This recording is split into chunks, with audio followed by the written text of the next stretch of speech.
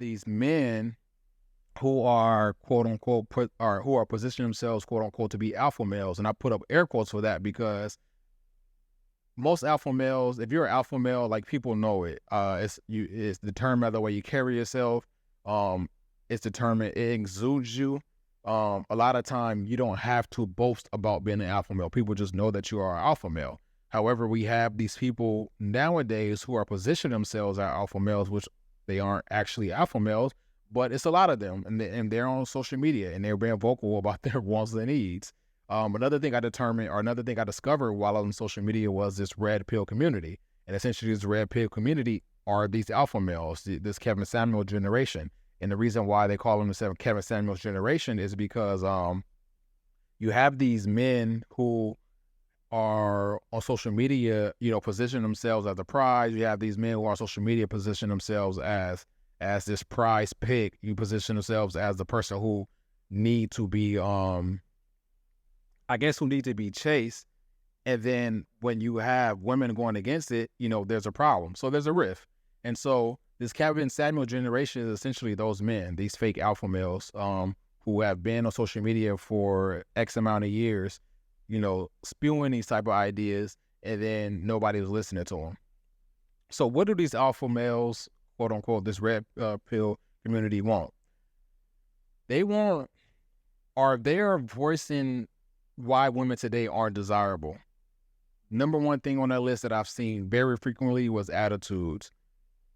So obviously today, in a day of entrepreneurs, in a day of influencers, women are no longer, I'm not going to say no longer because some women do, and some women don't.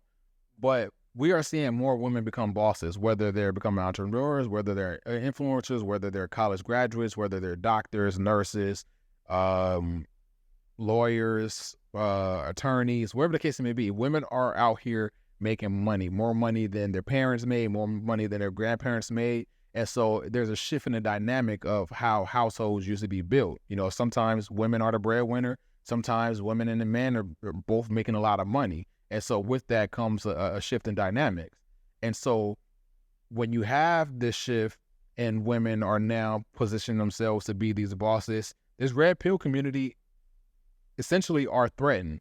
So what they're doing is they're saying that those type of women they don't want, they aren't desirable, because a lot of what comes with those women are they're argumentative, they have attitudes, and they equate those things to be manly, because you are carrying this persona of being a man because you have a voice. You are carrying this persona of being a man because you are a breadwinner. And so they're saying these women with attitudes, they're undesirable because they're manly.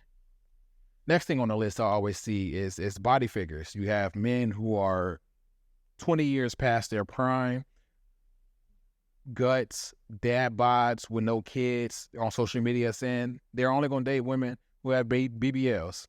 If they are only dating women who have BBLs, you have to be, your stomach, you have to have a six pack, you have to have a big butt, you have to have big boobs, whatever the case may be, and there's no in between. You can't fit. If you don't fit either of these molds, then you are not desirable. If you're not working out, if you're not in a gym, if you're not a gym influencer, you are not desirable. However, this is coming from men, like I said, 20, 30, 40 years past their prime, and they're voicing these things. But the women are undesirable if they're not, I guess, looking better than they are.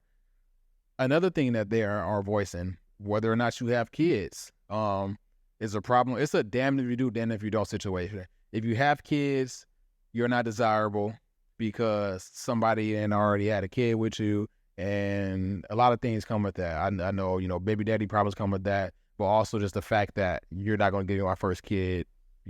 Us men, we have egos and we feel a certain way about that. But on the other side of the coin, if you don't have the kids, you're also a problem. If you're 30, 40 years old and you don't have kids, you must be crazy. And so, like I said, it's a damned if you do, damned if you won't situation. But and the list is way longer than that, but those are just a couple of things that I see that was frequent.